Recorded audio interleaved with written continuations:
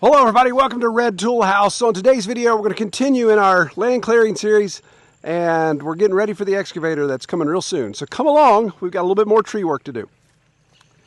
So it's been about a week since our last video chronologically in this series, where we're clearing off some land, getting the trees out so we can get an excavator in here to make this as flat as possible to be able to stage our new sawmill that we've got.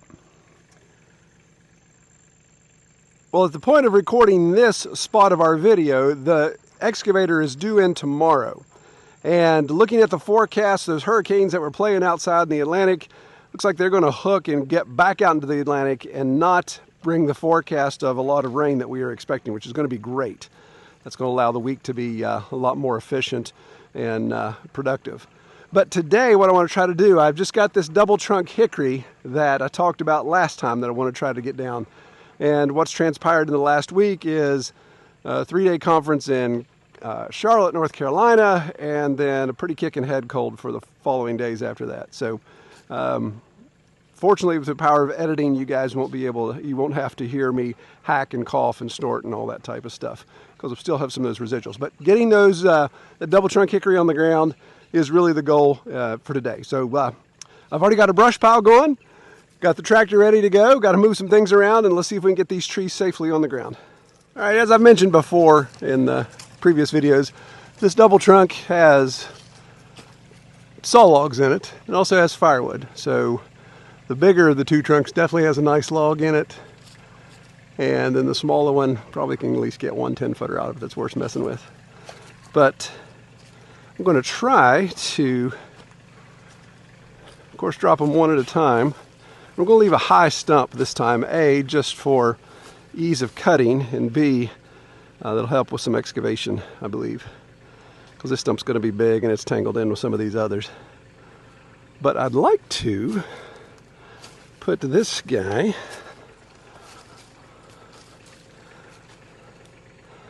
drop him right toward my brush pile, and I'm feeling froggy today. Got those 3 widowmakers there, those dead snags that need to come down. If I can put this thing down right, I may be able to take them all at the same time and be close to the brush pile so we don't have to skid a bunch of stuff. Best plans. We'll see what happens.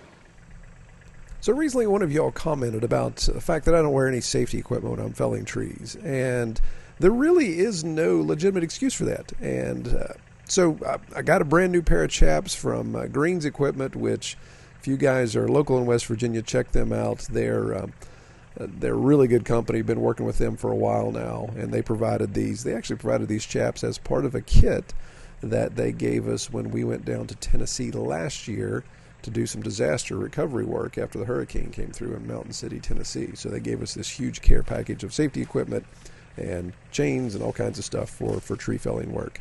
So this is in honor of the gentleman that called me out on not wearing at least chaps. So brand new pair of chaps, looking sexy in the woods there.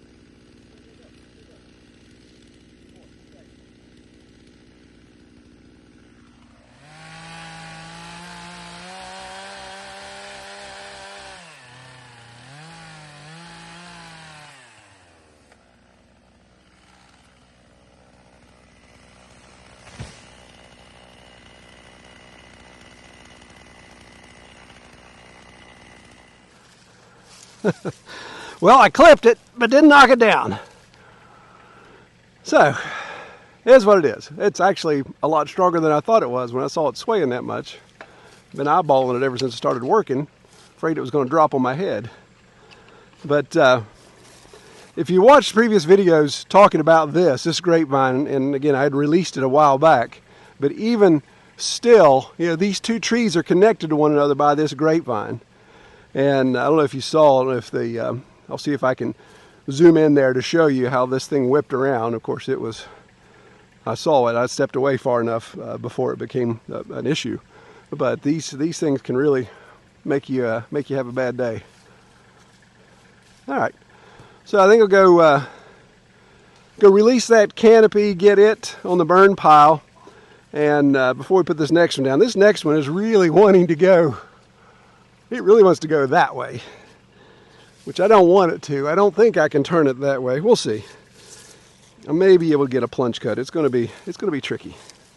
But let's get this cleaned up first. So you may be wondering, Troy, why do you switch to the small DeWalt saw to do these branches when the steel could go through it so much quicker? And yeah, if I was cutting every single branch and then coming back and stacking on, it'd be fine. But I just find that if I keep a nice sharp chain on this, which I just dressed this chain up, then I'm not burning as much gas, and it's just, I don't know, it's just something a little more, seems more efficient to use the small saw, like a pruning saw. It's much lighter to hold, of course, and if I need to set it down to do something, I don't have it idling, so I'm wasting gas, nor do I have to turn it on and turn it off, all that type of stuff. But the fact that I can hold it with one hand while I cut branches makes it nicer. And you have a better chance of sticking, when you're doing this type of work, you have a better chance of sticking the chain in the dirt, and I'd much rather stick this chain in the dirt than my good felling saw.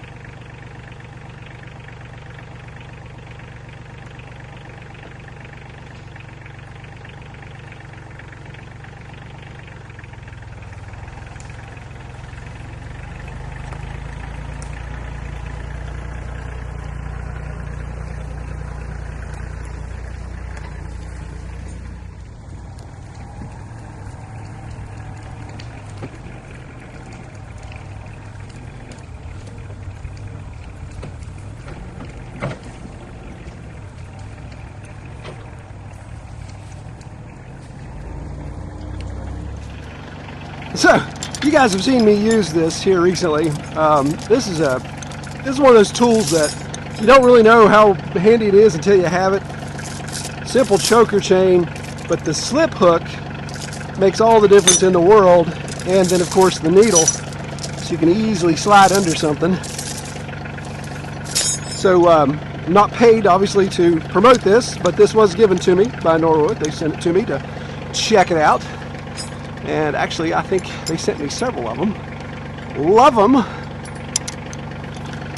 And yeah, of course, you could make something up like this yourself if you had the tools or whatever, get the equipment to make this up. But super, super handy to have. Just allows you to move logs and stuff so much easier, and allows me to. Well, that was quick coming on. Allows me to get the log up out of the dirt quicker because I'm not worried about trying to find that link and having a loose bite there. Right, Tim? Nobody likes a loose bite.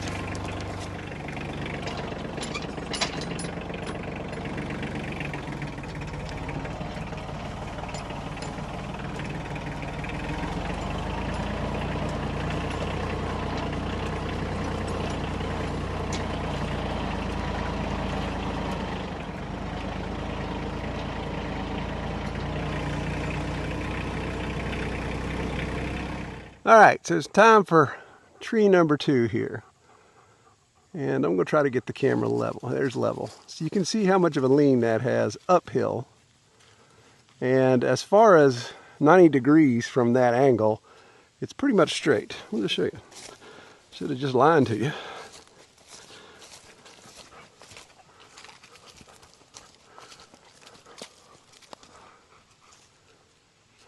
So that's 90 degrees. So I think using the plunge cut method and using my wedges to steer, I think I can get her to fall the same spot the last one was. Put up or shut up time.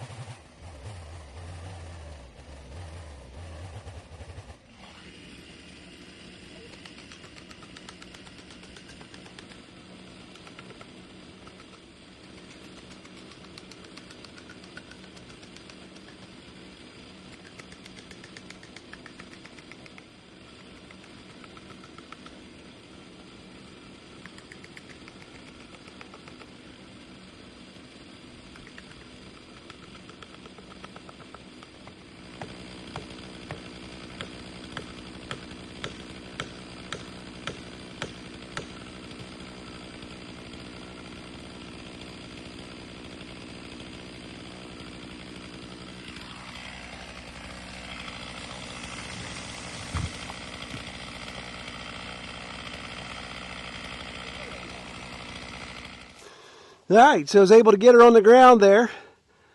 You saw, I don't know if you could tell by the leaves, but as soon as I started making that release the trigger, wind started blowing that way. So, yeah, perfect. But one thing I always do, I don't know if you noticed, but even when I was driving that piece of wood wedge in there, always keeping a hand on the tree. If I can feel it move, that's way better than being able to hear it with all the noise of the chainsaw and all that. I can feel it. And when I started driving the smaller wedge in further, that's when I felt it start to move. Way before I saw it, way before I heard it. So, a little over ambitious, but it did exactly what I wanted it to. Fell exactly where I wanted it to go. Did so safely, even with the wind. So that's why I really like that plunge cut method. Again, I know some of you guys really like to give me a lot of grief for that method, but man, I like it.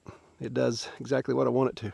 So obviously these dead snags weren't as brittle as they look, because that took, all three of them took a pretty good swap. And the only thing that happened was it broke a top out of that limb.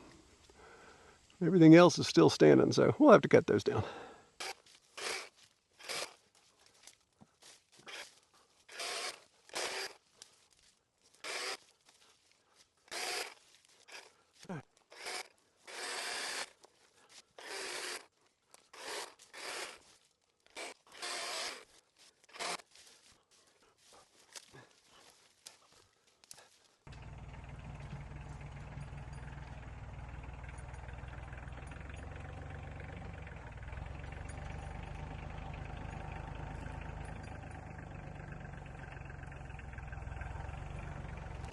All right, so got those, even took those 2 oak snags down. I mean, talk about some good firewood.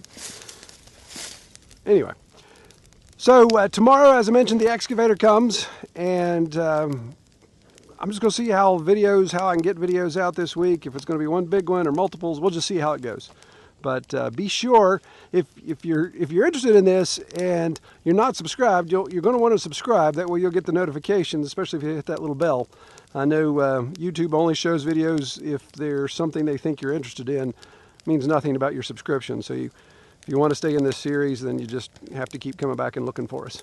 But we'll see how it goes. Pray the weather holds and that we can have success with this piece of equipment coming in. Thank you all so much for watching. Pray you have a great week. Take care.